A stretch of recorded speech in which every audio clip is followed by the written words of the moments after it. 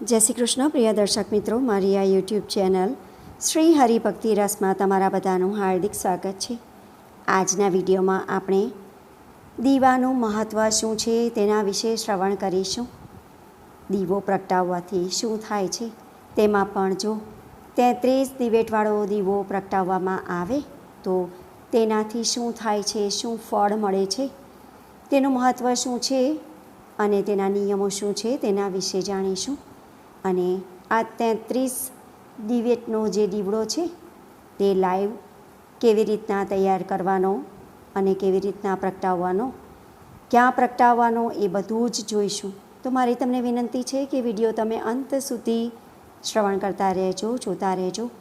Video પસંદ પડે તો વિડીયોને લાઈક કરી બીજા લોકો સુધી અવશ્ય પ્રચાર કરજો, જેથી બીજા લોકો પણ જાણકારી મેળવી શકે અને તે પુણ્યના પણ તમે ભાગીદાર થાઓ. અધિક મહિનો સમાપ્ત થઈ ગયો છે. અધિક માસમાં દીપ પ્રગટાવવાનું વિશેષ મહત્ત્વ છે. ઘણા લોકો રોજ એક દીવો પ્રગટાવે છે, તો ઘણા લોકો આખા મહિનાના કોઈ પણ એક દિવસમાં અથવા તો મહિનાના અંતિમ દિવસે 33 દિવેટનો દીવો પ્રગટાવે છે. જો તમે અધિક માસમાં એક પણ દિવસ દીવો પ્રગટાવી ન શક્યા હોય તો બીજો જેઠ માસ શરૂ થઈ ગયો છે, તો ત્યારે પણ તમે કોઈ પણ શુભ દિવસે દીવો પ્રગટાવી શકો છો, જેમ કે વિનાયક ચોથ, એકાદશી, પૂર્ણિમા, સંકટ ચોથ અથવા તો અમાસના દિવસે પણ તમે દીપ પ્રગટાવી શકો છો. અથવા તો પછી તમે કોઈ પણ તહેવારોમાં શુભ દિવસે પણ દીવો પ્રગટાવી શકો છો. 33 દિવેટનો દીવો પ્રગટાવવાનું ઘણું મહત્ત્વ છે. 33 દિવેટનો દીવો પ્રગટાવવાનો અર્થ એ છે કે આપણે તેના દ્વારા 33 કોટી દેવતાનું પૂજન કરી રહ્યા છીએ.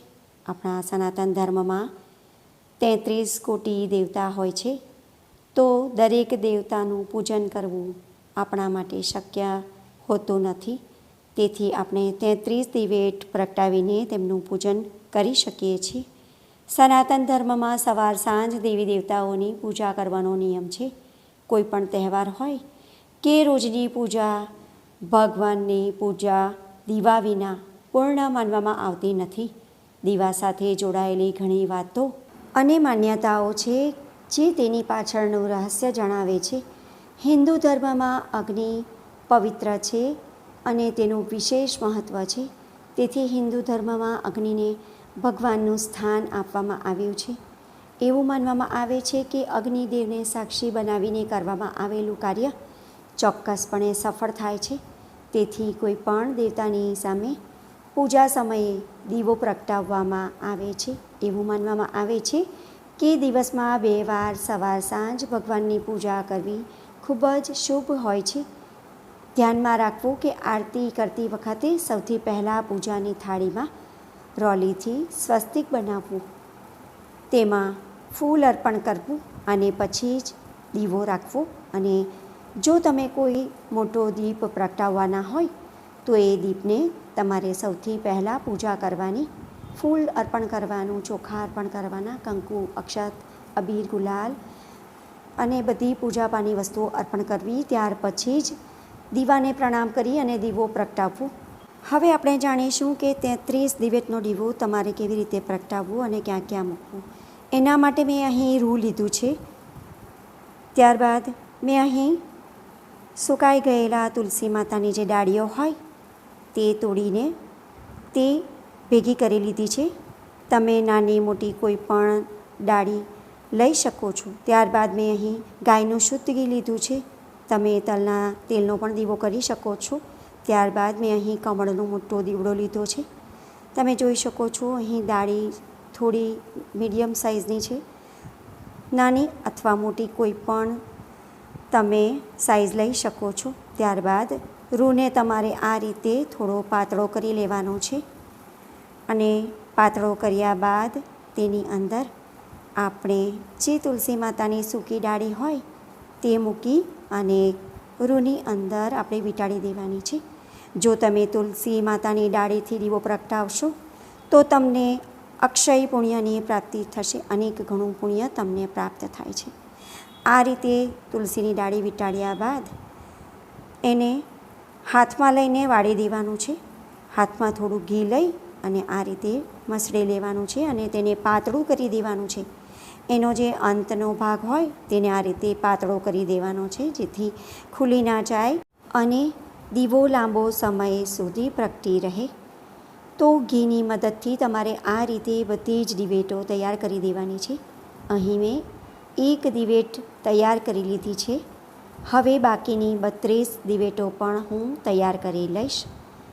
તો મેં અહીં 33 દિવેટો તૈયાર કરી લીધી છે અને હવે જે 3 દિવેટો છે તેને આપણે ભેગી કરી લેવાની છે.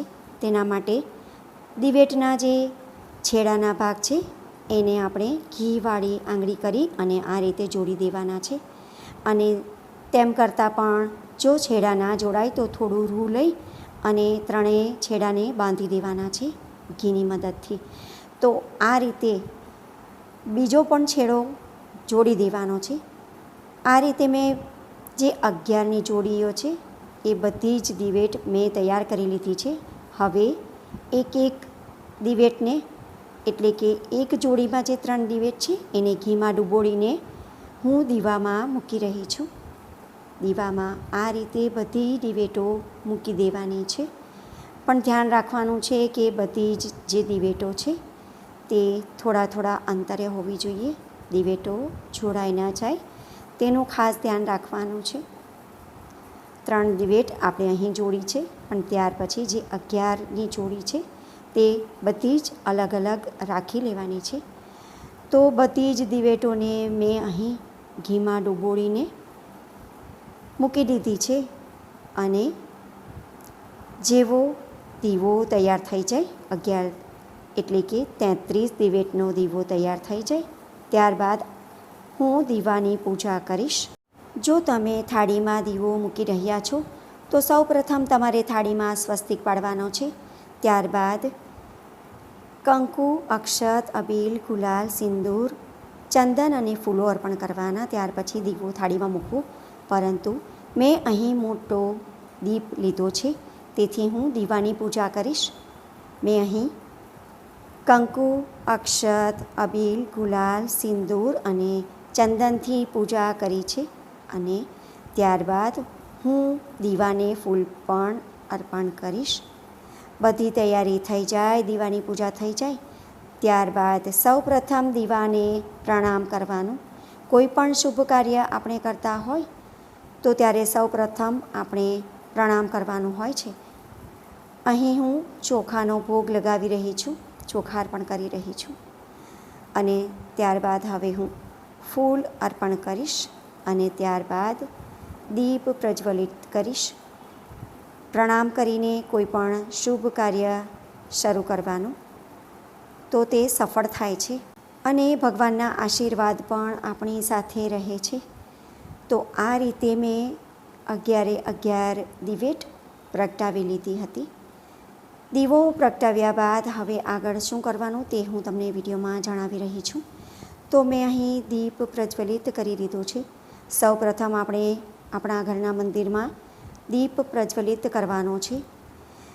ભગવાન શ્રી કૃષ્ણ, ભગવાન શ્રી વિષ્ણુ, માતા લક્ષ્મી અથવા તમારા જે પણ ઈષ્ટ દેવતા હોય તો તેની સામે તમારે દીપ પ્રજ્વલિત કરવાનો છે અને આરતી કરીને ભગવાનને ધૂપ આપવાનું છે. ત્યારબાદ તમારે ભગવાનને પ્રણામ કરી અને પોતાની ભૂલચૂકની ક્ષમા માંગવાની. ભગવાન પાસે માંગવાનું કે હે પ્રભુ, મારી જે કંઈ પણ ભૂલચૂક થઈ હોય, પૂજામાં ભૂલ થઈ હોય તે બદલ મને ક્ષમા કરજો. મારા પરિવારને સુખી રાખજો. મારા ઘરમાંથી કંકાસ, દરિદ્રતા, રોગ દૂર થઈ જાય. અમારું ઘર પરિવાર સુખી રહે, બધાનું આરોગ્ય સારું રહે. તમારા આશીર્વાદ અમારા પર હંમેશા બની રહે. લક્ષ્મી માતા હંમેશા અમારા ઘરમાં નિવાસ રહે, અમારા ઘરમાં સંપ રહે. અમે હંમેશા તમારી ભક્તિ કરતા રહીએ. આ રીતે ભગવાનની પ્રાર્થના કરવાની છે, ભગવાન પાસે આશીર્વાદ માંગવાના છે અને ત્યારબાદ તમારે તમારા ઘરના ઉંબરા પાસે પણ આ રીતે દીપ પ્રજ્વલિત કરવાનો છે અને ત્યારબાદ તમારે તુલસી ક્યારે પણ દીપ પ્રજ્વલિત કરવાનો છે. તમે પીપળા પાસે પણ જળ અર્પણ કરીને આ રીતે દીપ પ્રજ્વલિત કરી શકો છો. 33 દિવેટનો દીવો પ્રગટાવવાનો અર્થ એ થાય છે કે આપણા શાસ્ત્રોમાં હિન્દુ સનાતન ધર્મમાં આપણા 33 કોટી દેવતા હોય છે. તો 33 દિવેટનો દીવો કરવાનો મતલબ એ છે કે આપણે 33 કોટી 33 કરોડ દેવતાની પૂજા કરી ગણાય. તો તમે જોયું કે મેં ઉંબરા પાસે પણ દીપ પ્રજ્વલિત કર્યો છે અને તુલસી માતા પાસે પણ આ જ રીતે મેં દીપ પ્રજ્વલિત કર્યો છે. અને બધી જગ્યા પર દીપ પ્રગટાવીને તમારે ભગવાન પાસે પ્રાર્થના કરવાની છે. તો ભક્તો, આજનો વિડીયો તમને ઉપયોગી લાગ્યો હોય તો વિડીયોને લાઈક કરીને વિડીયોને બીજા લોકો સુધી પહોંચાડજો, જેથી બીજા લોકો પણ જાણકારી મેળવી શકે અને તે પુણ્યના પણ તમે ભાગીદાર થાવ. કોમેન્ટમાં જય શ્રી કૃષ્ણ જરૂરથી લખજો. ફરી મળીશું એક નવા વિડીયો સાથે. ત્યાં સુધી બધા ભક્તોને મારા જય શ્રી કૃષ્ણ. વિડીયો જોવા માટે ધન્યવાદ.